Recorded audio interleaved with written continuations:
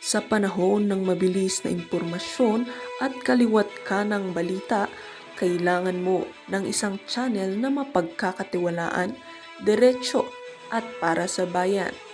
Ito ang Balitang Pambansa, ang iyong bagong tahanan ng mainit na issue, tunay na impormasyon at mga balitang hindi mo dapat palampasin. Mula sa mga trending na kaganapan sa social media hanggang sa mga seryosong isyong pambansa. Bantay kami sa bawat sulok ng bansa para sa iyo. Hindi lang basta chismis, kundi validated news, mga impormasyon na may batayan at mga kwento ng tunay na buhay Pilipino. At kung gusto mong laging nauuna sa kaalaman, huwag kalimutang mag-like, mag-share at higit sa lahat, mag-subscribe. Dahil sa Balitang Pambansa, balita mo, boses mo, bayan natin ito.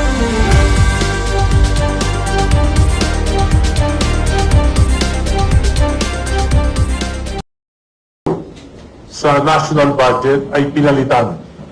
300 billion pinalitan. Yung mga matitinong mga proyekto na pinag-aralan ng mga ahensya ay napunta po sa mga anomalyang proyekto. Noong 2024 po, 500 billion yung nawala sa President's budget. Yung mga matitinong proyekto tulad ng ating mga foreign assisted projects tulad ng Metro Subway, tulad ng PNR Elevated Railway, lahat po ng budget cover dyan ay tinanggal, inilipat sa unprogrammed appropriations at pinalitan ng mga maanumalyang proyekto. Di ba? Doon pa lang ho mga kababayan eh. Doon pa lang ho sa ginawa na yon ng administrasyon ni Marcos Jr., yung mga matitunong proyekto, pinalitan ho nila ng mga unprogrammed appropriation. Yung pondo para sana doon sa mga proyektong nagkaroon ng feasibility studies, talagang ginastusan na napakalaki para makita kung talagang yung mga proyekto na yan maghahatid ng contribution, di ba, sa buhay ng bawat isang Pilipino. Pinag-aralan ho talaga kasi yung feasibility studies pa lang talagang malaking pera na hong gagastusin dyan ng pamahalaan para makita kung ang isang proyekto ay kapaki-pakinabang o mapupunta lamang sa basura. Yun hong mga proyekto na napatunayan na magiging kapaki-pakinabang sa ating mga kababayan, ipinatigil ho nila lahat yun. Karamihan mga programa na yung kung tawagin nila mga high impact project, infrastructure project. Yung talagang ramdam ng bawat isang Pilipino sa pang-araw-araw nilang buhay. Yung mga proyekto na yun. Yun ho ang pinatigil. Yung pondo na para sa mga proyekto na yun. Yun ang ilinipat nila sa mga unprogrammed appropriation. Noong 2025 po, 473 billion po yung inalis sa national budget, pinalitan ng mga maanumalyang proyekto. Kauna-unahan sa kasaysayan ng Pilipinas na may ganito pong kalaking insertions, diversions at amendments sa national budget. Ang national budget po ay napakasagrado. Sapagkat ito po ay sinisimulang himayin at pag-aralan Enero pa lang ng taon. For example, yung 2027 budget natin, January pa lang po pinag-aaralan na yan. Sa sa mga ahensya, doon po sa ibaba. Pagkatapos po, dinadala yan sa mga regional offices, Grabe, January pa lang, pinag-aaralan na pala. No? Pagkapasa pa lang ng budget pala, pinagpaplanuhan na kung ano yung mga gagawing proyekto. Di ba? Tapos yung mga proyekto na yun, sila naman ang iisang tabi mo para yung pondo madala mo sa mga program appropriation. Napakawalang hiyahon ng mga kababayan. Sa mga national offices, pagkatapos sa kaya pa lang yun, dadalhin sa DBM at aaprobahan ng kabinete, aaprobahan ng presidente. Pagkatapos pong pag-aralan, dadalhin sa Kongreso. Pagdating sa Kongreso, ano nangyari? 2023, pinalitan lahat. 2024, pinalitan lahat ng mga importanteng proyekto. 2025, pinalitan lahat yung mga importanteng proyekto ang ipinalit. Yung pong mga proyekto na malaki ang kickback na halos wala nang ginagawa. Pinagpiestahan po ng Marcos administration ang national budget for the last 3 years. Grabe. At yan po ang nangyari, bagsak ang GDP from 5.7% target, 4.4 po ngayong 2025. At dahil dyan sa mga investigasyon na nangyari, mga knee-jerk reactions ng gobyerno, ano po nangyari? Hanggang ngayon po, wala pong public spending sapagkat walang bidding sa infrastructure. Tinanggal lahat ng mga flood control projects. Kahit yung matitino, tinanggal. Hanggang ngayon po, hindi pa alam kung kailan magkakaroon ng public works bidding. Ano ibig sabihin nga? Daan-daan libong mga construction workers wala pong trabaho ngayon. Ano po ibig sabihin niya?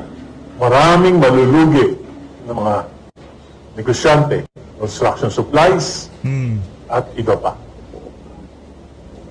Ano po ibig sabihin niyan? Ang hula ko po, may projection, by first quarter, hindi lalagpas. I'm sure, less than 3% ang GDP. At lalo pong maghihirap ang ating mga kababayan. Kaya po, mahalaga na hindi matuldukan ang investigasyon dito sa pinakamalaking korupsyon na nangyari sa ating bansa. Subalit nakikita ko po, yung ICI na binuo ng Pangulo through Executive Order number 48, hindi po napunduhan. Hindi nabigyan ng karapatang suporta ng palasyo. Kaya dalawa po sa mga pinagkakatiwalaang miyembro ng komisyon, si Commissioner Dave Singson at si Commissioner Rosana Pajardo ay nagtitiv. At ngayon po, halos hindi na natin alam kung ano ang ginagawa ng ICI. Correct. Pinagmadali kami sa Kongreso. Prioritize ng ating Pangulo yung pagbuo ng isang Independent People's Commission against infrastructure corruption.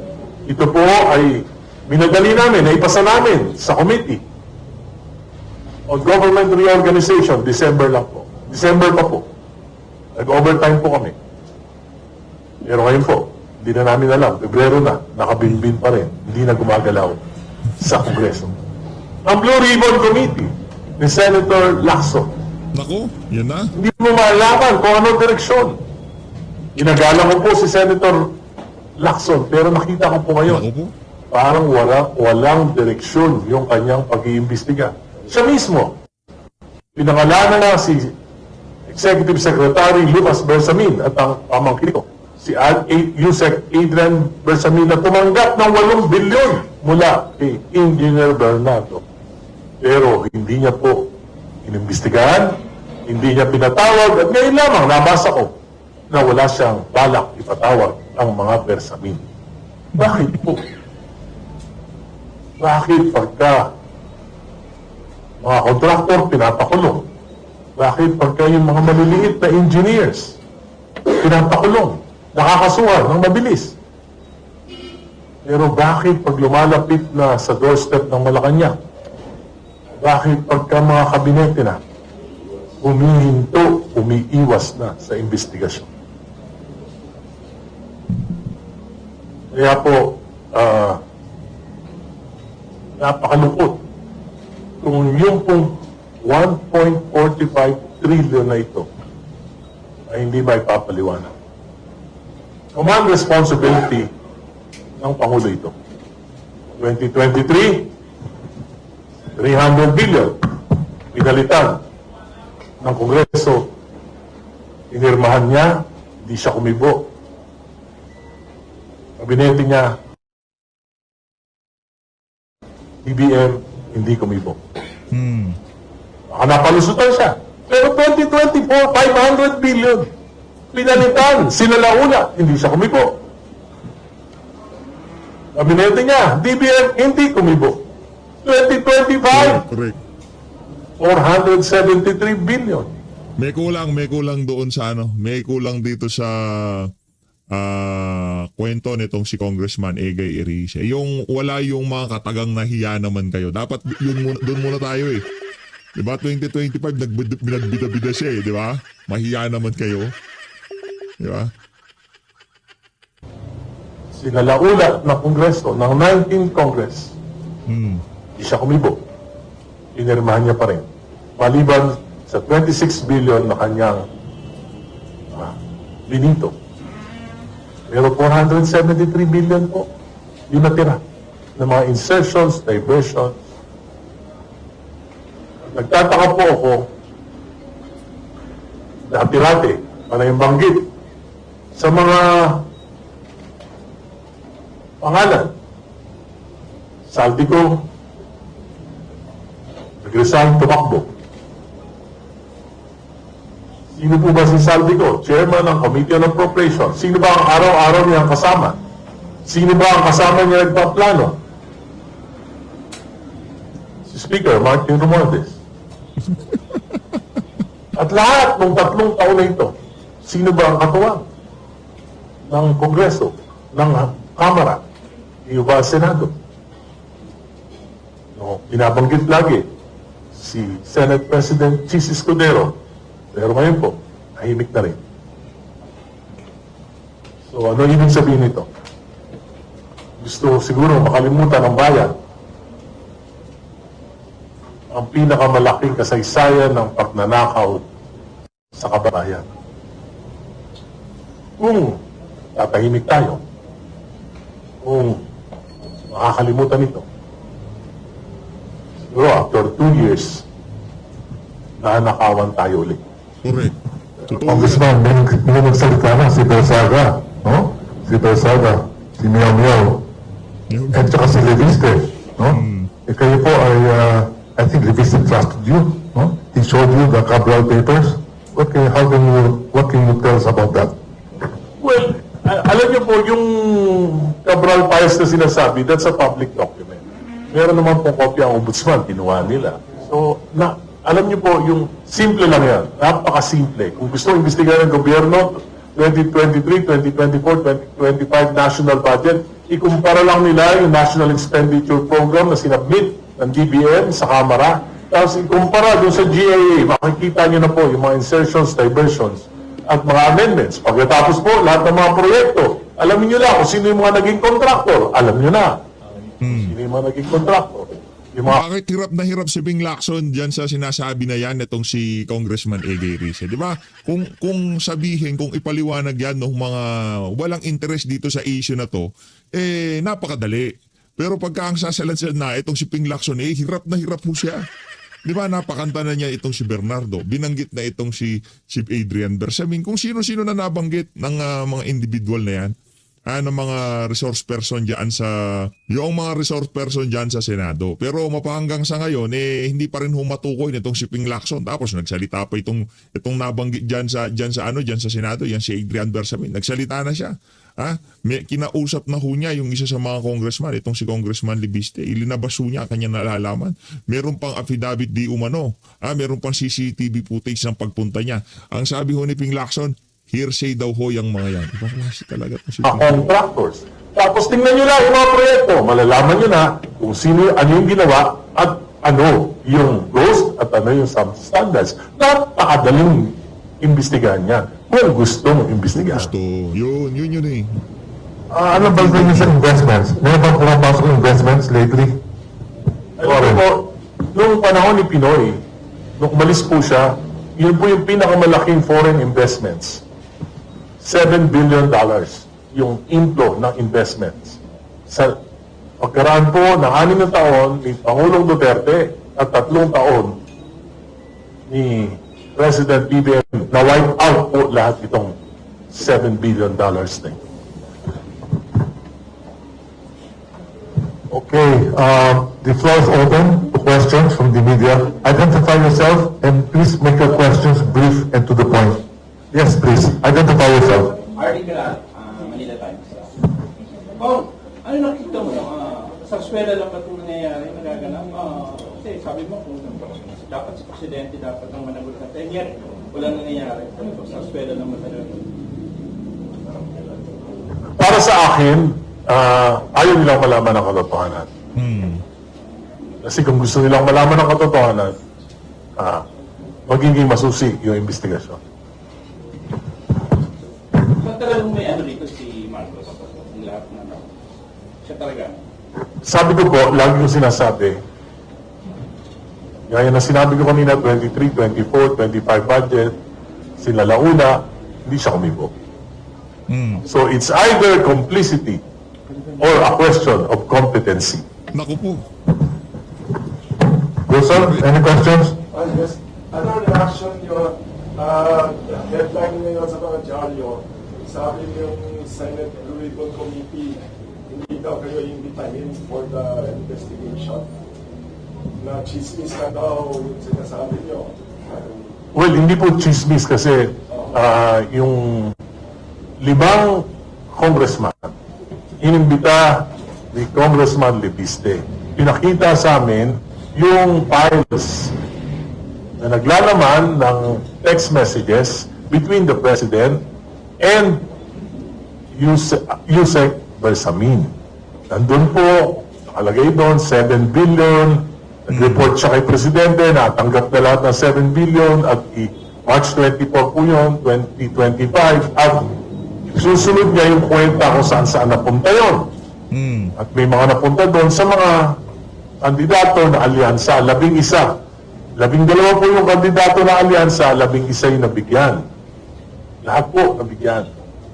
So including Senator Lacson. Di ba? Senator Lacson. And Senate President Tito Soto nabigyan. Alam ko na hindi naman nila alam kung saan galing yon. Correct. Walang problema doon. Natural lang naman na yung mga national candidates sinutulungan ng kanilang mga kapartido. Di ba? So, may napunta kay Andrew E. 68 million talent fee. Naku. At yan ay dumaan lahat kay Congressman Toby Chanco. Toby Chanco. Ginawa ko, pinunta ko si Kong Toby. Dahil kaibigan ko naman yan. Tinanong ko siya, totoo ba yan? Sabi niya, totoo. Nagsalita dito, no? Totoo. Na may, sabi niya nga, tinawaran ko nga yan si Andrew eh. Nagpatawad ewan ko bakit 68 billion pa rin yung nakalagay na nagbibiro sa akin si Kong Toby. Grabe. So, Tinawaran na pala yan si Andrew tapos 68 million pa rin yung 68 million tinawaran na pero yung ibinayad 68 million pa rin, pambihira talaga. Overpriced naman ho yun mga kababayan. Di ba? Ang dami magagaling na entertainer na hindi gaga sa bagay kung di naman pala galing sa pera nilang pambabayad. Kahit na 100 milyon pa yan, di ba? Bumibili nga ng mga milyong mga mansyon sa iba't ibang bansa. Andrew lang din nila kaya. Hindi. Kaya ganun na lang ho sila kabilis makapagpalabas ng pera kasi hindi nila pinaghirapan. Sen Ivy, wala. Sen Ivy. hindi ko alam. Pero, kasi na parang out na siya nun sa umalis na siya nun sa. So, ibig sabihin, ito pa lamang ay worth investigating na. Dahil may facts eh. Di ba? May facts. These are facts. Pangatlo, yung pinakita sa akin ng mga text messages, merong ibang issue, not just the campaign, pero may mga national issues na patrabaho si Presidente kay Yusek Bersamin. So, kung hindi totoo to, di patawag. Kung totoo o hindi to, malalaman natin kung papatawag na Senado si Yusek Bersamin, si E.S. Bersamin. Di ba? Patawag lang. Para magkaalaman. By the way, ni-reveal yan ni Congressman Tino February 9. Ano no, date na ngayon? 16. Narinig niyo ba na nag-deny si Yusek Bersamin? Narinig niyo ba na nag-deny si E.S. Bersamin? Naku po. Hindi sila nagde-deny. No comment. Si Leandro Libis, di ba, nag-deny na inausap niya kaming 5 congressman. In 4 occasions, nagharap-harap kami. At pinakita niya together with 4 other congressmen. So, it's worth investigating. But it seems that Senator Lacson is committed or had committed not to investigate the Versamines. So, scene of omission. Congressman, kung gano'n, cover up talaga. Cover up. Cover up. Complete cover up. Yes, and a cover-up will require a series of cover-ups. Kaya hindi po matatapos ito. At kung hindi na natapos dito, sino tatamaan? Yung ekonomiya. Kung tatamaan ang ekonomiya, sino tatamaan? Yung pinakamahihirap nating mga kababayan. Kung lang to question. Buhay po ba si Cabral? Ay, wala po akong alam na. Wala po ako. Anyway, can I change the subject? This is China. Kasi nagkakaroon ng issue ngayon sa Congress, no? Sa Senate, with regards to Tariela's statement and the Chinese embassy's reaction. Ano pong take niyo dyan? Well, the chief architect of foreign policy is the president. So, kung ako po ang tatanungin nyo, hahayaan ko na po yung Pangulo ang dumiskarte. Bakit? Marami po siyang kaalaman, intelligence information na hindi alam naming mga politiko. So, dapat Gaano karami, Congressman Egay? Gaano karaming intelligence? Anak ng tokwa, doon pa nga, dito pa nga lang sa loob ng Pilipinas, dito pa nga lang sa issue ng budget, ang dami niyang intelligence pan, hindi niya nakita na ninanakaw na pala ang kaban ng sambayanan. Ano pa kaya yung mga nasa labas ng bansa, di ba? Yung issue ng West Philippine Sea. Sa tingin niyo ho ba gagamitin ni Marcos Jr. ang kanyang intelligence and confidential fund dyan sa mga issue na yan? Bakit pa niya gagamitin? Anak ng tokwa, pero na magiging bato pa. Di na lang niya ibulsa, di ba? presidente ang manguna, dapat maging malinaw yung posisyon ng presidente dito. At kung ano man yung maging posisyon niya, dahil ito po ay foreign relation, dapat suportahan natin siya. Another question to Congressman. Si Freddy Topacio filed, I think, a case a few days ago against Soto, no? Ano po ang take niyo dyan? Yung kanyang petition. Marami na po akong laban. Ayoko na makialam sa laban ng iba. Okay guys, any more questions please? Mukhang nakuha ng soundbite. Yes sir, identify yourself. Ethanol of juice Pero in fairness saludo Congressman Egay, maraming salamat sa ginagawa mo. Kahit nakilala kang pinklawan, dilawan, ganyan naman ho tayo. Yan ang hindi kayang gawin nitong mga pinklawan at dilawan na to na mga vlogger nila. Pagka kunyari nagsalita itong si Panelo, kahit na merong punto si Panelo, hindi ho nila i-cover yan kasi sila lang yung kumbaga masyado ho silang bilib sa mga sarili nila. Akala nila alam nila lahat pagka nagsalita sila alam nila lahat tayo naman hindi ho tayo ganoon yung mga karamihan ng DDS vlogger pagka merong mga punto de vista kagayan kahit na dilawan pinklawan pa yan kahit na Talyanista yan siya Imada senator o congressman pa yan basta merong punto de vista yan papakinggan ho natin yan di ba hindi ka-taka-taka kung bakit talagang mas maraming mga viewers yung mga DDS vlogger compared doon sa mga vlogger ng mga kay Marcos Jr., kay Risa Hontiveros. Hindi ko pinapakinggan sa social media yung mga individual na yan kasi mga pagka ang focus lang ho nila doon sa mga principal nila. Wala ho silang pakialam kahit na maubos na pera na sambay ng Pilipino, kaliwat kanan na yung naghihirap sa ating bansa. Wala ho silang pakialam doon. Basta ang binabalita lang nila, tingnan nyo yung mga post nila. Basta lahat ng post nila dapat nakakaladkad yung pangalan ng kanilang amo at lagi itong nabebendisyonan nila. Yung mga DDS vlogger basta apektado ang ating mga kababayan sa mga issue, sigurado papasadaan at papasadahan yan, di ba? Yun ang kaibahan. na 96.7 News FM. Kung nararapat pa bang manatili itong mga senado sa Congress, wala namang ginagawa Nako. may mga usap-usapan, tanggalin na lang. Makakatipid pa yata ang Pilipinas dyan. Hindi naman po. Yung institusyon ay dapat natin igalang sapagkat yan ay bahagi ng ating saligang batas. Correct. Tama naman.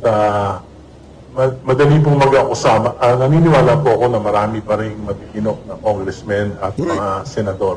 Tama. Kaya lang po na dahil dito sa mga issue at dahil din na, alam nyo, yung ginagawa ko ito, napakamahirap na nitong ginagawa ko na ito dahil may mga epekto ito sa aking